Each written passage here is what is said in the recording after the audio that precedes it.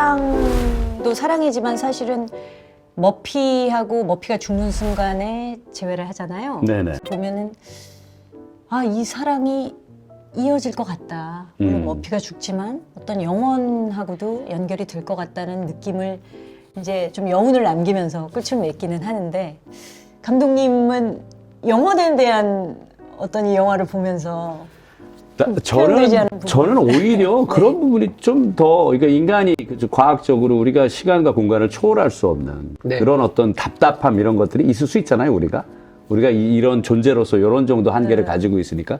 근데 그런 부분에 대한 이게 또 그런 답답함이 이런 영화, 이런 상상력의 어떤 결과물을 만들어내는 거.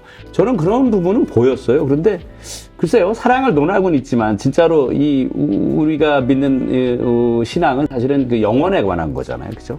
그리고 죽음이라는 관문을 통해서 그 초월하고 끝까지 그 같이 하나님과 그 사는 어떤 그런 존재로서의 삶인데. 근데 그런 부분이 좀 영화가 좀 부족하다는 생각이 들었거든요. 이 영화 보면은 그 브랜드 박사라고 굉장히 그 인류를 속이는 거죠, 사실은.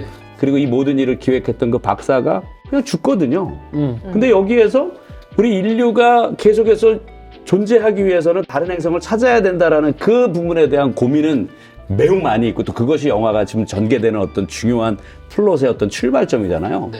근데 정작 죽음 후의 세상에 대해서 이 영화가 논하고 있는가? 아니면 고민을 가져가고 있는가?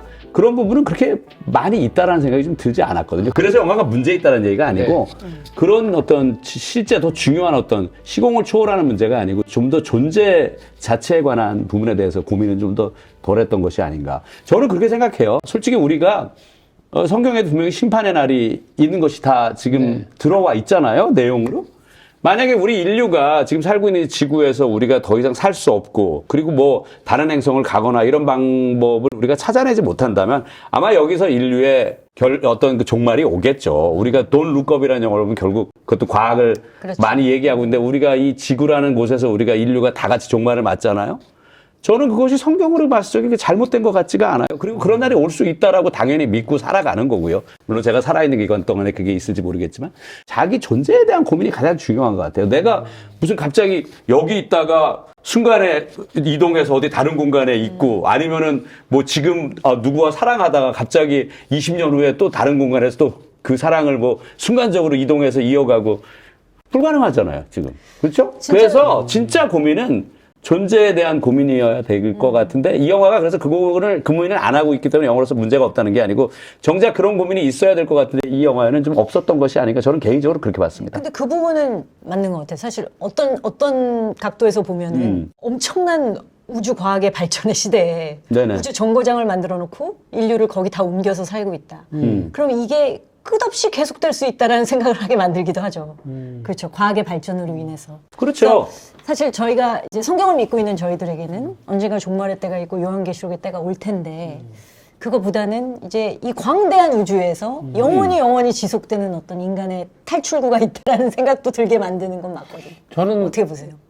두 분하고는 좀 약간 지점이 좀 달랐던 건, 오히려 그래서 저는 이 영화가 좋았던 것 같아요. 네네네. 왜냐하면 얘기했듯이 예전에도 한번 비슷한 얘기를 했던 것 같은데, 자꾸 우리는 그 성경에서 말하는 영혼을 시간이 길어지는 걸로 자꾸 생각하는 경향이 있고, 종말은 시간이 중단으로 자꾸 생각하는 경향이 있는 것 같아요. 근데 저는 이 영화가 좋았던 이유는 왜 그러냐면, 오늘이라는 시간 안에는 언제든지 영혼이 침투한다고 생각해요. 그러니까 여기에서도 천국을 경험할 수 있는 거죠. 우리로 하여금 끝을 가봐야지만 영혼을 경험하거나 끝을 가야지만 천국을 경험하는 것이 아니고, 우리가 겸손하게 인정해야 되는 건 우리한테 주어진 시간은 오늘밖에 없다고 생각이 들어요. 그래서 오늘이란 시간 안에, 이 시간 안에 어떻게 다른 차원을 가지고 들어올까의 문제가 저는 중요하다고 생각해요, 신앙도.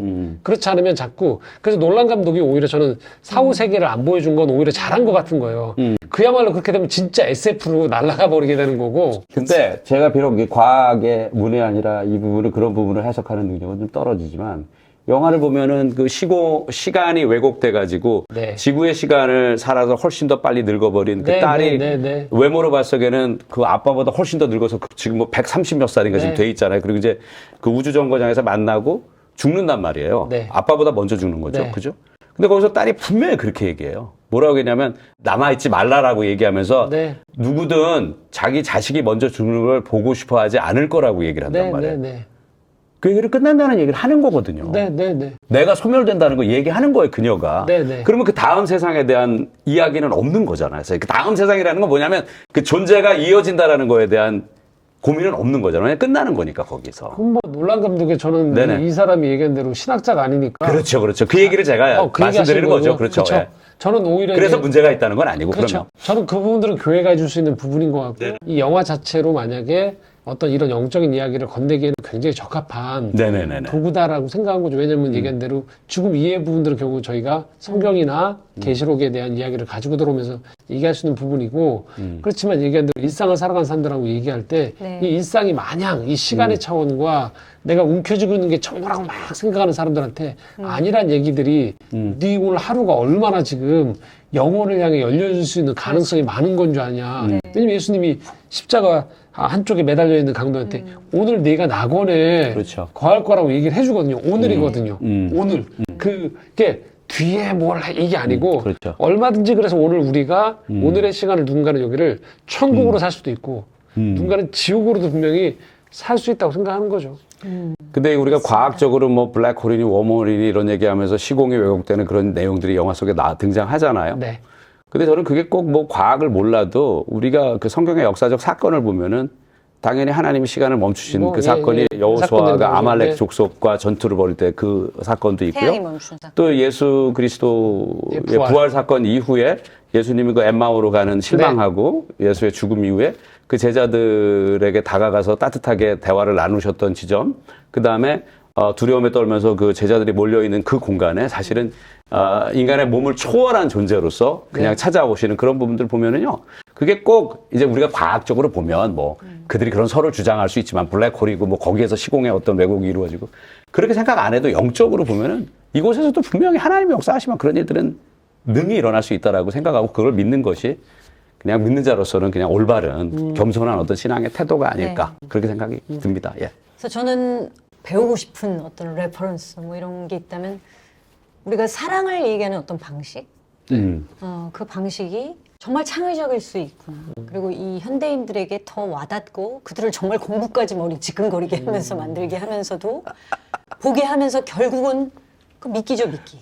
이렇게 미끼를 딱 던져놓고 낚았는데 이 사랑의 영원성에 대해서 얘기하는 이 영리한 방식. 특히 제가 배우고 싶은 어떤 그런 노하우를 가진 영화다라는 생각이 들었습니다.